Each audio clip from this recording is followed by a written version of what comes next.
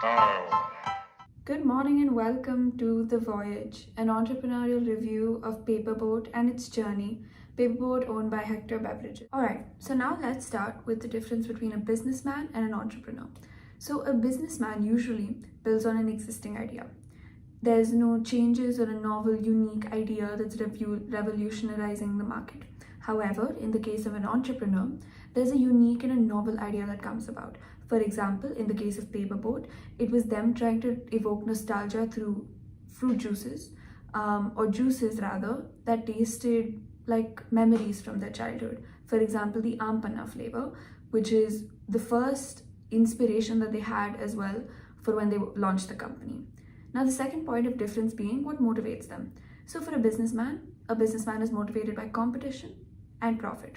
However, for an entrepreneur, he builds on cooperation and he builds on community building, which is what Paperboat really tried to do with the slogan also, drinks and memories. The next point of difference being a businessman tries to stay safe, whereas an entrepreneur takes risks. He builds on novel ideas, he introduces new products into the market which have never been done before. He tries to figure it all out on his own. Next, we have traditional ideas versus revolutionary ideas.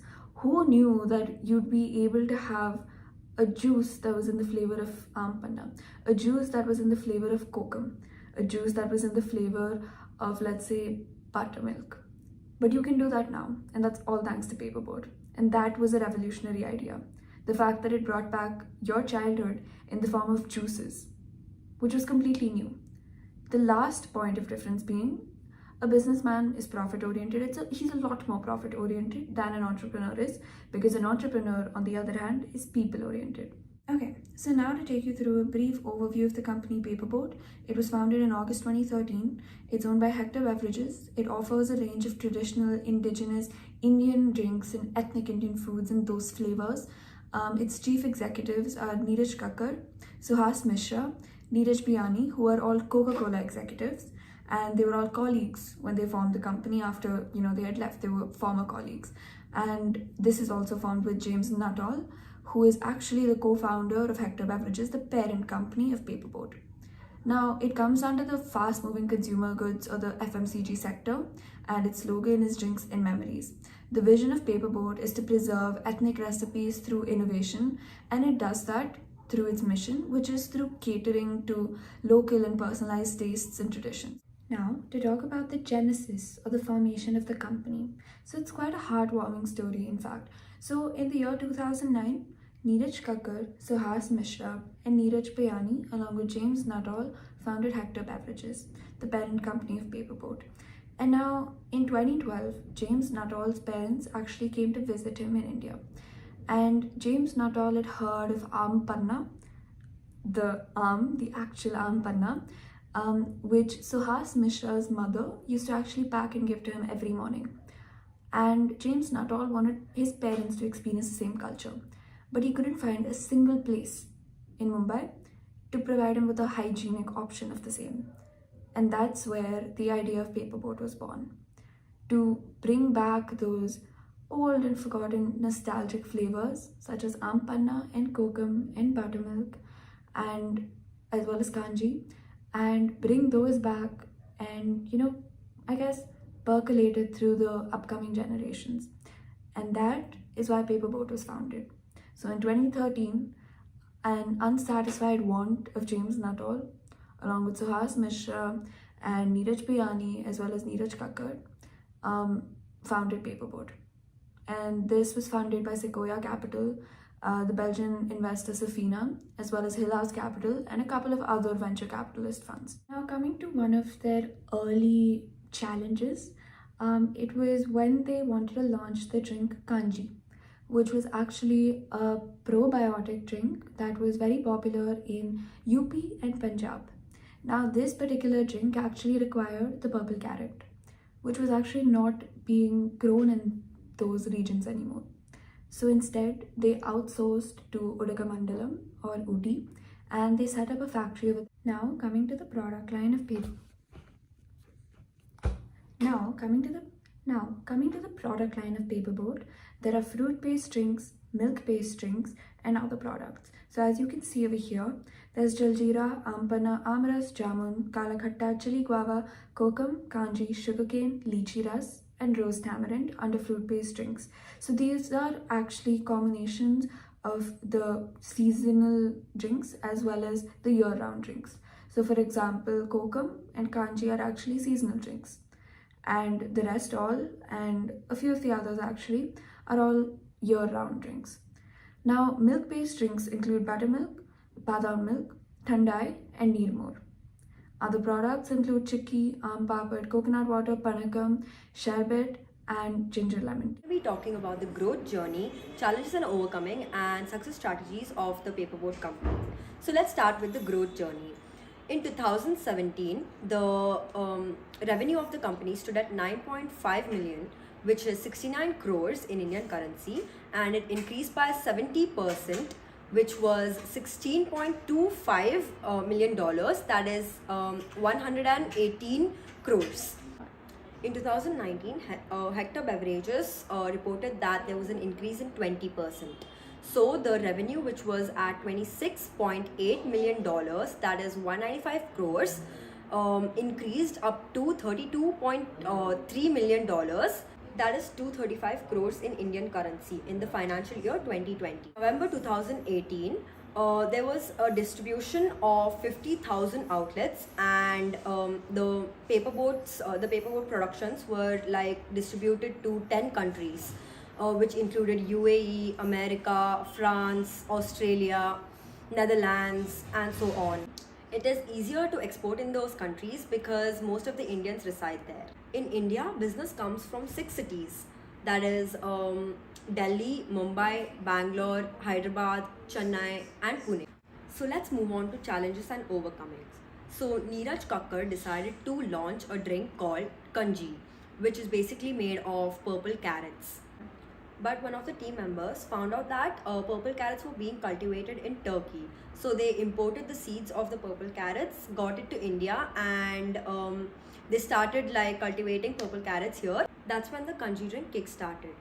Though it was very tough for the company to compete with Pepsi and Coke in the late 2013, it still managed to reach out many people. Now let's move on to success strategies. So Paperboat company was very creative when it came to the pricing, packaging, quality, and variety of the product. So the price was very reasonable, and people were impressed by the varieties of the drinks. There were like 14 flavors, and the quality of the drink was fresh, and there's no color added.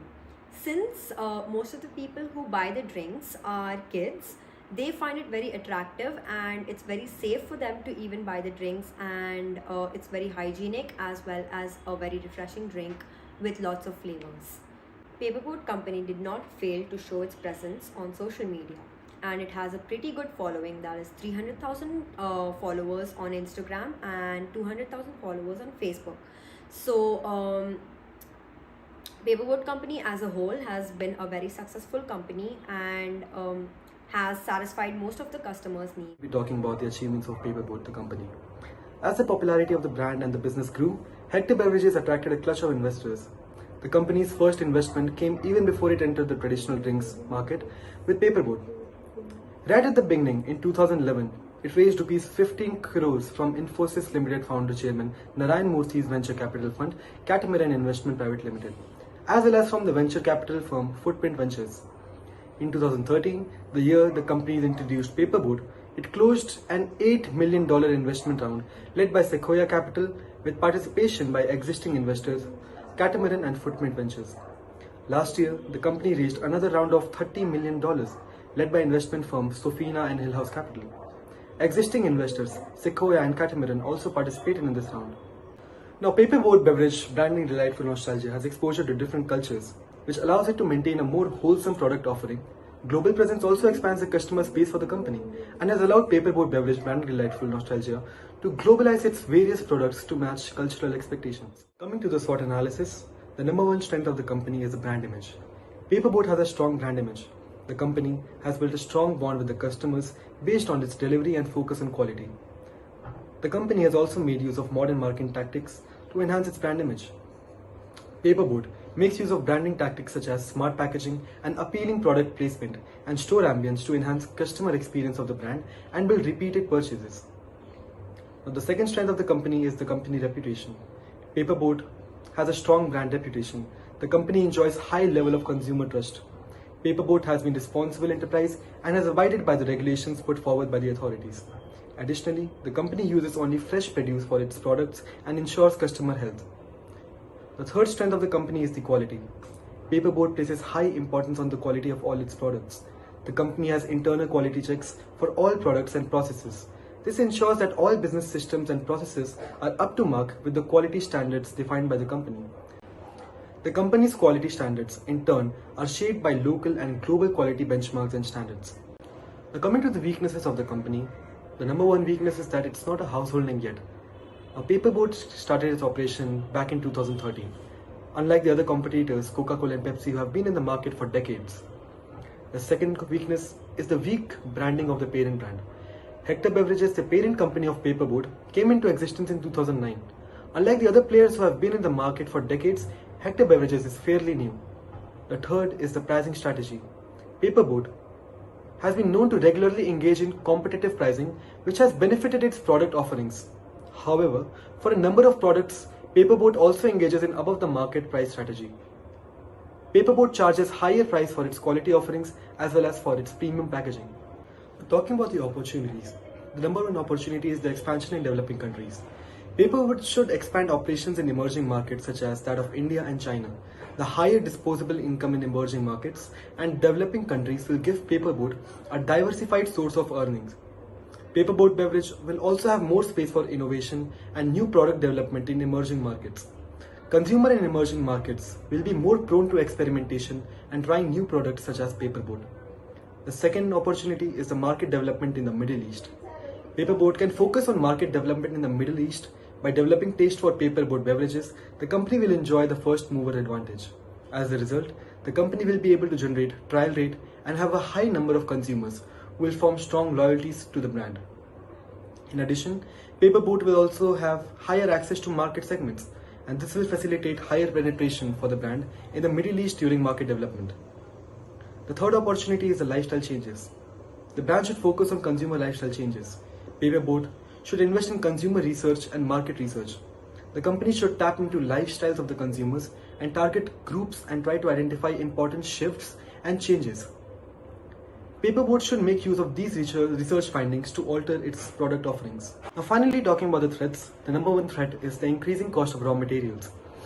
The increasing cost of raw materials make the cost of doing business high. This cost often leads to increase in the price of the final products.